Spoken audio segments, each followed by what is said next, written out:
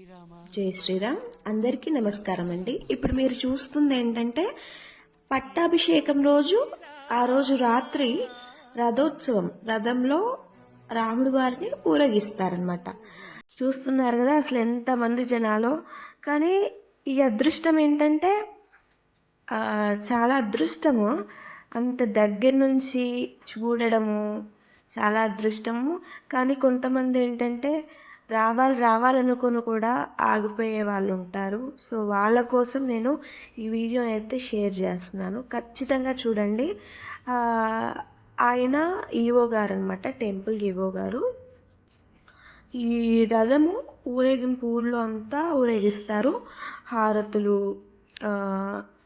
పండ్లు ఇచ్చేవాళ్ళు పండ్లు, రాముడు వారికి ఏమన్నా ఇవ్వాలనుకున్న వాళ్ళు దారిలో అన్నీ ఇస్తూ ఉంటారు. హారతులు కానీ ఇంకా అన్నీ ఇస్తూ ఉంటారనమాట. ఊరంతా ఊరేగిస్తారు ఈ రథాన్ని.